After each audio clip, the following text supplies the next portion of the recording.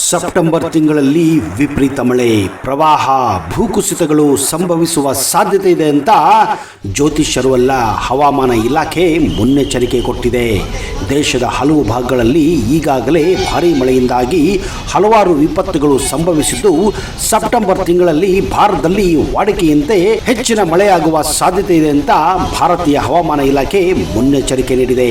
ಭಾರೀ ಮಳೆಯಿಂದಾಗಿ ಪ್ರವಾಹ, ಭೂಕುಸಿದಂತಹ ಅವಘಡಗಳು ದಕ್ಷಿಣ, ಪಶ್ಚಿಮ, ಉತ್ತರ ಹಾಗೂ ಇನ್ನು ಹಲವಾರು ಭಾಗಗಳಲ್ಲಿ ಭಾರತಾದ್ಯಂತ ಹಲವೆಡೆ ಸಂಭವಿಸಲಿದೆ ಅಂತ ಹವಾಮಾನ ಇಲಾಖೆ ಎಚ್ಚರಿಕೆ ನೀಡಿದೆ.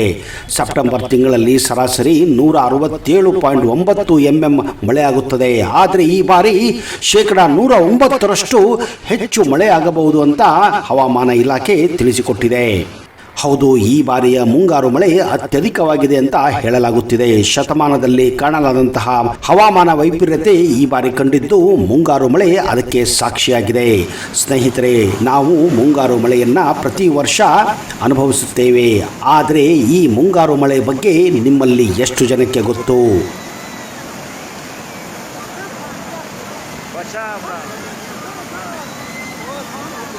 ಮುಂಗಾರು ಒಮ್ಮೊಮ್ಮೆ ಅತಿಯಾಗಿ ಸುರಿದರೆ ನೆರೆ ಬರುವ ಸಂಭವವು ಜಾಸ್ತಿ ಇರುತ್ತದೆ. ಅತಿವೃಷ್ಟಿಯ ವಿಕೋಪಗಳಿಗೆ ಸಾಕಷ್ಟು ಸಾವು ನೋವುಗಳಾಗುವ ಉದಾಹರಣೆಗಳನ್ನ ನಾವು ಕೇಳುತ್ತಾನೆ ಇರುತ್ತೇವೆ. ಹೀಗೆ ಮುಂಗಾರು ಮಳೆ ಎರಡು ಮುಖವನ್ನ ಹೊಂದಿದೆ. ಎಷ್ಟೇ ಪ್ರವಾಹ ಹಾನಿಯಾದರೂ ಮುಂಗಾರು ಮಾತ್ರ ಜೀವ ಸಂಕುಲನಕ್ಕೆ ಅತ್ಯವಶ್ಯಕ. ಸ್ನೇಹಿತರೆ, ಆಗಾಗ ನಾವು ಮುಂಗಾರು ಅಂತಾನೆ ಕರಿತಾನೆ ಇರುತ್ತೇವೆ. ಆದರೆ ಮುಂಗಾರು ಎಂಬ ಪದದ ಅರ್ಥ ಎಷ್ಟು ಜನಕ್ಕೆ ಗೊತ್ತು? ಹೌದು, ಸಮುದ್ರದಿಂದ ಭೂಮಿಯ ಕಡೆಗೆ ಚಲಿಸುವ ಮಾರುತಗಳನ್ನೇ ಮುಂಗಾರು ಎಂದು ಕರೆಯಲಾಗುತ್ತದೆ. ಇದಕ್ಕೆ ಮಾನ್ಸೂನ್ ಎಂದು ಸಹ ಕರೆಯುತ್ತಾರೆ. ಇದು ಅರೇಬಿಕ್ ಭಾಷೆಯ ಮೌಸಮ್ ಶಬ್ದದಿಂದ ಉತ್ಪತ್ತಿಯಾಗಿದೆ. ಮನ್ಸೂನ್ ಅಂದರೆ ಚಲಿಸುವ ಗಾಳಿ, ಕಾಲಕ್ಕೆ ತಕ್ಕಂತೆ ದಿಕ್ಕು ಬದಲಿಸುವ ಎಂದರ್ಥ. ಅರಬ್ಬಿ ಸಮುದ್ರದಲ್ಲಿ ಮಾನ್ಸೂನ್ ಮಾರುತಗಳಿಗೆ ಕ್ರಿಸ್ತಿಶಕ 7ನೇ ಶತಮಾನದ ನಾವಿಕರು ಈ ಹೆಸರನ್ನ ಇಟ್ಟಿರಬಹುದು ಎಂದು ವಿಜ್ಞಾನಿಗಳು ನಂಬುತ್ತಾರೆ. ಭಾರತದ ಮೊಟ್ಟ ಮೊದಲ ಮಾನ್ಸೂನ್ ಸೂಚನೆಯನ್ನ ಜೂನ್ 4, 1886 ಕೊಡಲಾಗಿತ್ತು. 1871ರಿಂದ ಇಲ್ಲಿಯವರೆಗೆ ಮಾನ್ಸೂನ್ ಋತುವು ಬರೋಬ್ಬರಿ 104 ಬಾರಿ ಸಾಮಾನ್ಯವಾಗಿದ್ದು 26 ವರ್ಷಗಳಷ್ಟು ಬರಗಾಲ ಎಂದು ದಾಖಲಿಸಲಾಗಿದೆ. ಅಷ್ಟಕ್ಕೂ ಈ ಮುಂಗಾರು ಮಳೆ ಹೇಗೆ ಸಂಭವಿಸುತ್ತದೆ ಅನ್ನೋದು ಕೂಡ ತಿಳಿದುಕೊಳ್ಳೋದು ಅಷ್ಟೇ ಮುಖ್ಯ. ನೈಋತ್ಯ ದಿಕ್ಕಿನಿಂದ ಬರುವ ಮಾರುತಗಳು ಹೆಚ್ಚು ಒತ್ತಡದಿಂದ ಕಡಿಮೆ ಒತ್ತಡದ ಪ್ರದೇಶಕ್ಕೆ ಚಲಿಸುತ್ತವೆ. ಗಾಳಿ ಅತ್ಯಂತ ಚಿಕ್ಕ ಮಾಲಿಕ್ಯೂಲ್ ಅಂದ್ರೆ ಕಣಗಳಿಂದ ನಿರ್ಮಾಣವಾಗಿರುತ್ತದೆ. ಸದಾ ಕಾಲ ಇದು ಚಲಿಸುತ್ತಾನೆ ಇರುತ್ತದೆ. ಗಾಳಿಯ ಸಾಂದ್ರತೆ ಹೆಚ್ಚಾದಷ್ಟು ಒತ್ತಡವು ಜಾಸ್ತಿ ಆಗುತ್ತದೆ. ಈ ಗಾಳಿಯಲ್ಲಿ ಸಮುದ್ರದ ಆವಿಯಿಂದ ಉಂಟಾದ ತೇವಾಂಶವೂ ಕೂಡ ಇರುತ್ತದೆ. ಸಮುದ್ರದಿಂದ ಭೂಪ್ರದೇಶಕ್ಕೆ ಸಂಚರಿಸುವ ಸಮಯದಲ್ಲಿ ಬೆಟ್ಟ, ಗುಡ್ಡ, ಪರ್ವತ ಶ್ರೇಣಿಗಳಿಗೆ ಅಡ್ಡ ಬಂದು ಗಾಳಿ ಮೇಲಕ್ಕೆ ಏರಿದಷ್ಟು ಅದು ತಂಪಾಗುತ್ತಾ ಹೋಗುತ್ತದೆ. ಅನಂತರ ತೇವಾಂಶದಲ್ಲಿದ್ದ ನೀರು ಮಳೆಹನಿಯಾಗಿ ಭೂಮಿಯ ಮೇಲೆ ಸುರಿಯುತ್ತದೆ. ಹೀಗೆ ಮಳೆಯು ಬೀಳುತ್ತದೆ. ಸ್ನೇಹಿತರೆ,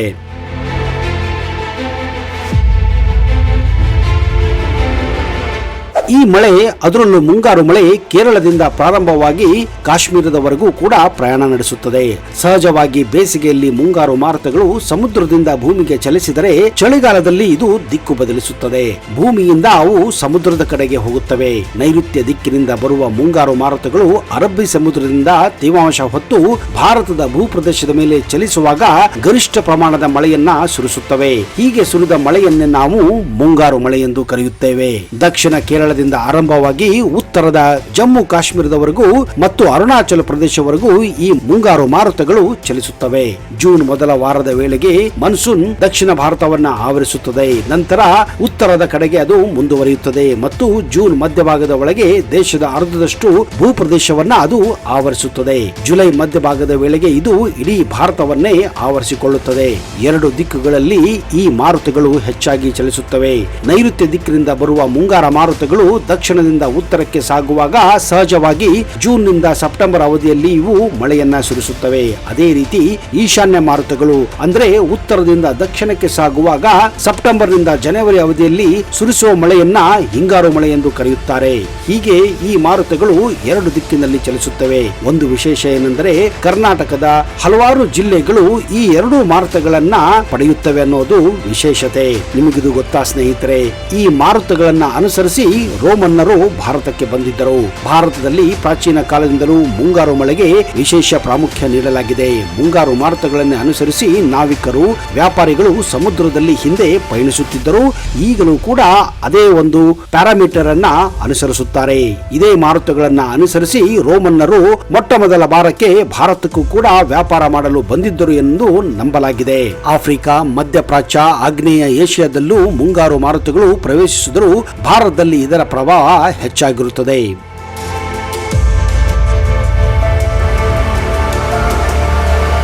ಮುಂಗಾರು ಮಾರುತಗಳು ಗರಿಷ್ಠ ಪ್ರಮಾಣದ ಮಳೆ ಸುರಿಸುವ ಕಾರಣ ಕೃಷಿಕರಿಗೆ ಈ ಮಳೆಯೆಂದರೆ ಎಲ್ಲಿಲ್ಲದ ಸಂತಸ.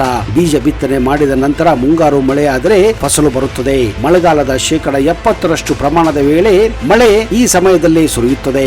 ಹಾಗಾಗಿ ಅನ್ನದಾತ ಮುಂಗಾರು ಯಾವಾಗ ಬರಬಹುದೆಂದು ಆಕಾಶದತ್ತ ಮುಖ ಮಾಡೋದು ಸರ್ವೇ ಸಾಮಾನ್ಯ. ಒಂದು ವೇಳೆ ಮುಂಗಾರು ಬರದಿದ್ದರೆ ಅದು ಬರಗಾಲ ಎಂದು ಪರಿಗಣಿಸಲಾಗುತ್ತದೆ.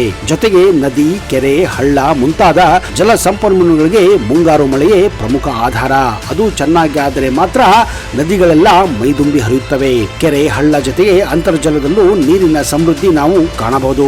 ಕೃಷಿ ಪ್ರಧಾನವಾಗಿರುವ ಭಾರತದಲ್ಲಿ ಮುಂಗಾರು ಮಳೆಯ ಮಹತ್ವ ಅತ್ಯಂತ ಗಣನೀಯವಾಗಿದೆ. ಕೇರಳಕ್ಕೆ ಬಂದು ವಾರದೊಳಗೆ ಕರ್ನಾಟಕಕ್ಕೆ ಪ್ರತಿ ವರ್ಷ ಸಾಮಾನ್ಯವಾಗಿ ಮೇ ಕೊನೆ ವಾರದಲ್ಲಿ ಕೇರಳಕ್ಕೆ ಮುಂಗಾರು ಮಾರುತವು ಪ್ರವೇಶಿಸಿದರೆ ಅದಾದ ಒಂದು ವಾರದೊಳಗೆ ಕರ್ನಾಟಕಕ್ಕೂ ಅಂದರೆ ಜೂನ್ ಮೊದಲ ವಾರದಲ್ಲಿ ಮುಂಗಾರು ಆಗಮಿಸುತ್ತದೆ. ನೈಋತ್ಯ ಮಾರುತಗಳು ಕೇರಳ, ಕರ್ನಾಟಕದಲ್ಲಿನ ಪಶ್ಚಿಮ ಘಟ್ಟಗಳ ಮೇಲೆ ಬಂದಾಗ ಅಲ್ಲಿನ ತಂಪು ವಾತಾವರಣ ಮತ್ತು ಹೆಚ್ಚಿದ ತೇವಾಂಶ ಸಾಂದ್ರತೆಗೆ ಮಳೆ ಸುರಿಸಲು ಕಾರಣವಾಗುತ್ತದೆ. ಇದೇ ಮಾರುತಗಳು ತಮಿಳುನಾಡಿಗೆ ಸಂಚರಿಸಿದಾಗ ಮಾರುತಗಳಲ್ಲಿನ ತೇವಾಂಶ ಸಾಂದ್ರತೆ ಕಡಿಮೆ ಆಗುತ್ತದೆ. ಇದೇ ಕಾರಣ ಮಾನ್ಸೂನ್ ಮಳೆಗಳು ಅಂದರೆ ಮುಂಗಾರು ಮಳೆ ಹೆಚ್ಚಾಗಿ ನಾವು ತಮಿಳುನಾಡಿನಲ್ಲಿ ಕಾಣುವುದಿಲ್ಲ. ತಮಿಳುನಾಡಿನ ಜನರು ಹೆಚ್ಚಾಗಿ ಹಿಂಗಾರಿನ ಮಳೆಯನ್ನೇ ಅವಲಂಬಿಸಿದ್ದಾರೆ. ಪ್ರಸ್ತುತ ವರ್ಷ ಜೂನ್ 1ರಿಂದ ಕೇರಳಕ್ಕೆ, ಜೂನ್ 6ರಿಂದ 7ರ ಹೊತ್ತಿಗೆ ಕರ್ನಾಟಕಕ್ಕೆ ಹಾಗೂ ಜೂನ್ 14ರ ಹೊತ್ತಿಗೆ ಕೇರಳ ಮತ್ತು ಕರ್ನಾಟಕದ ಎಲ್ಲ ಒಳನಾಡಿನ ಜಿಲ್ಲೆಗಳಿಗೆ ಮುಂಗಾರು ಮಾರುತಗಳು ವ್ಯಾಪಿಸಿ ಮಳೆ ಸುರಿಸುತ್ತವೆ ಎಂದು ಭಾರತೀಯ ಹವಾಮಾನ ಇಲಾಖೆ ಈ ವರ್ಷ ಕೂಡ ಮುನ್ಸೂಚನೆಯನ್ನ ನೀಡಿದೆ.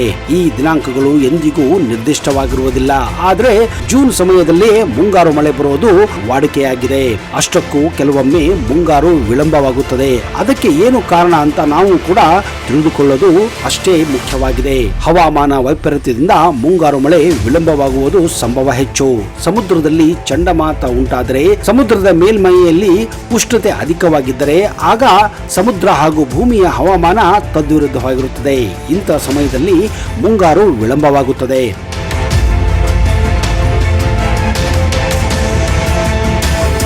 ಚಂಡಮಾರುತಗಳು ಮುಂಗಾರು ಮಾರುತಗಳ ದಿಕ್ಕು ಬದಲಿಸುತ್ತದೆ. ಅವು ಮರಳಿ ಸಮುದ್ರದತ್ತ ಈ ಮಾರುತಗಳನ್ನ ಸೆಳೆಯುತ್ತವೆ. ಇಂಥ ಸಮಯದಲ್ಲಿ ಮುಂಗಾರು ಮಳೆ ತಡವಾಗುವ ಸಾಧ್ಯತೆ ಇರುತ್ತದೆ. ಈ ವಿಳಂಬ ರಾಜ್ಯದಿಂದ ರಾಜ್ಯಕ್ಕೆ, ಜಿಲ್ಲೆಯಿಂದ ಜಿಲ್ಲೆಗೂ ಕೂಡ ವ್ಯತ್ಯಾಸವಾಗುವ ಸಂಭವ ಇರುತ್ತದೆ. ಒಮ್ಮೊಮ್ಮೆ ತೇವಾಂಶ ಹೊಂದಿರುವ ಮಾರುತಗಳ ಮೇಲೆ ಬಿಸಿ ಗಾಳಿಯ ಒತ್ತಡ ಹೆಚ್ಚಾದಾಗ ತೇವಾಂಶದ ಸಾಂದ್ರತೆ ಕಡಿಮೆಯಾಗಿ ಮುಂಗಾರು ಕೂಡ ದುರ್ಬಲವಾಗುತ್ತದೆ. ವಾತಾವರಣದಲ್ಲಿ ತಾಪಮಾನ ಅಧಿಕವಾದಾಗಲೂ ಈ ರೀತಿಯಾಗುವ ಸಂಭವ ಇರುತ್ತದೆ. ಮುಂಗಾರಿನ ದೌರ್ಬಲ್ಯ ಹಾಗೂ ವಿಳಂಬಕ್ಕೆ ಯಾವುದೇ ನಿರ್ದಿಷ್ಟ ಕಾರಣ ಹಾಗೂ ಸಮಯ ಕೂಡ ಇರುವುದಿಲ್ಲ. ವಿವಿಧ ಬಗೆಯ ಹವಾಮಾನ ವೈಪರೀತ್ಯದಿಂದ ಮುಂಗಾರು ಮಳೆ ವಿಳಂಬ ಇಲ್ಲವೇ ದುರ್ಬಲವಾಗಬಹುದು. ಕೆಲವೊಮ್ಮೆ ಜೂನ್ ಮೊದಲ ವಾರದಲ್ಲಿ ಆಗಮಿಸಬಹುದಾದಂತಹ ಮುಂಗಾರು ಮಳೆ ಹೆಚ್ಚು ಕಡಿಮೆ ಒಂದೊಂದು ಸಾರಿ 2ರಿಂದ 4 ವಾರದವರೆಗೂ ಕೂಡ ವಿಳಂಬವಾಗುವ ಸಾಧ್ಯತೆಗಳು ಜಾಸ್ತಿ ಇರುತ್ತದೆ. ಅಷ್ಟಕ್ಕೂ ಕೆಲವೊಮ್ಮೆ ಮುಂಗಾರು ಮಳೆ ಬೇಗನೆ ಆರಂಭವಾಗುತ್ತದೆ. ಇದು ಉತ್ತಮ ಮಳೆಯ ಪ್ರಮಾಣ ಮುನ್ಸೂಚನೆ ಅಂತ ಕೆಲವರು ಭಾವಿಸುತ್ತಾರೆ. ಇದು ಖಂಡಿತವಾಗಿಯೂ ಅಲ್ಲ. ಬೇಗನೆ ಪ್ರಾರಂಭವಾಗುವ ಮಾನ್ಸೂನ್ ಋತು ಅಂದರೆ ಹೆಚ್ಚು ಮಳೆಯಾಗುತ್ತದೆ ಎಂದು ಹೇಳುವ ಮಾನದಂಡವು ಎಲ್ಲಿಯೂ ಇಲ್ಲ ಹಾಗೂ ಅದರ ಸಂಕೇತವೂ ಇರುವುದಿಲ್ಲ. ಅದರಂತೆ ವಿಳಂಬವಾಗುವ ಮಾನ್ಸೂನ್ ಸಹ ಕಳಪೆ ಮಳೆ ಪ್ರಮಾಣವನ್ನ ಮುನ್ಸೂಚಿಸುವುದಿಲ್ಲ. ಆರಂಭವು ಭಾರತೀಯ ಉಪಖಂಡದ ಮೇಲೆ ಮಾನ್ಸೂನ್ ಪ್ರಗತಿಯ ಸಮಯದಲ್ಲಿ ಸಂಭವಿಸುವ ಒಂದು ಘಟನೆಯಾಗಿದೆ ಅಷ್ಟೇ. ಮಾನ್ಸೂನ್ ಹಲವಾರು ರೀತಿಯಲ್ಲಿ ನಿಗೂಢ ಕಣ್ಮರೆಗಳಿಗೂ ಕಾರಣವಾಗಬಹುದು. ಮೊದಲನೇದಾಗಿ ಭಾರೀ ಮಳೆಯು ಹಠಾತ್ ಪ್ರವಾಹಕ್ಕೆ ಕಾರಣವಾಗಬಹುದು. ಇದು ಜನರು ಮತ್ತು ಪ್ರಾಣಿಗಳನ್ನು ಬೇಗನೆ ಕೊಚ್ಚಿ ಹೋಗುವಂತೆ ಮಾಡುತ್ತದೆ. ಎರಡನೇದಾಗಿ ಮಳೆಯು ಜನರು ಮತ್ತು ಮನೆಗಳನ್ನ ಹೂತು ಹಾಕುವಂತಹ ಮಣ್ಣು ಕುಸಿತಕ್ಕೂ ಕಾರಣವಾಗಬಹುದು. ಅಂತಹ ಉದಾಹರಣೆಗಳು ನಾವು ನಮ್ಮ ಕರ್ನಾಟಕದಲ್ಲಿ, ಅದರಲ್ಲೂ ಪಶ್ಚಿಮ ಘಟ್ಟಗಳಲ್ಲಿ ಹಾಗೂ ಕೊಡಗು ಹಾಗೂ ಇತರ ಪ್ರದೇಶಗಳಲ್ಲಿ ಸಹಜವಾಗಿ ಕಾಣುತ್ತೇವೆ. ಇದರಿಂದಾಗಿ ಪ್ರವಾಹ ಉಂಟಾಗಿ ಹಲವಾರು ಜಾನುವಾರುಗಳು, ಪ್ರಾಣಿಗಳು, ಮನುಷ್ಯರು ಮತ್ತು ಮನೆಗಳು, ಜಮೀನುಗಳು ಪ್ರವಾಹದಲ್ಲಿ ಹರಿದಿದ್ದನ್ನ ನಾವು ಕಾಣಬಹುದು. ಇಂತಹ ಸಂದರ್ಭದಲ್ಲಿ ಜನರು ಜಾಗೃತೆಯಾಗಿರಬೇಕೆನ್ನುವುದು ನಮ್ಮ ಇಚ್ಛೆ ಕೂಡ. ಭಾರತದಲ್ಲಿ ಅತಿ ಹೆಚ್ಚು ಮಳೆಯಾಗುವ ಜಾಗವೆಂದರೆ ಅದು ಮೇಘಾಲಯದ ಚೆರಾಪುಂಜಿಯಾಗಿದೆ. ಹಾಗೆಯೇ ಕರ್ನಾಟಕದಲ್ಲಿ ಆಗುಂಬೆಯಲ್ಲಿ ಅತಿ ಹೆಚ್ಚು ಮಳೆಯಾಗುತ್ತದೆ. ಸ್ನೇಹಿತರೆ, ಈ ಮುಂಗಾರು ಮಳೆಯ ಬಗ್ಗೆ ಮಾಹಿತಿ ನಿಮಗೆ ಹೇಗೆ ಅನಿಸಿತು ಅನ್ನುವುದನ್ನ ದಯವಿಟ್ಟು ಕಮೆಂಟ್ ಬಾಕ್ಸ್ ಅಲ್ಲಿ ಹಾಕಿ. ಇಂತಹದೇ ವಿಶೇಷ ಮಾಹಿತಿಗಳೊಂದಿಗೆ ಮುಂದಿನ ಸಂಚಿಕೆಯಲ್ಲಿ ಸಿಗುತ್ತೇನೆ.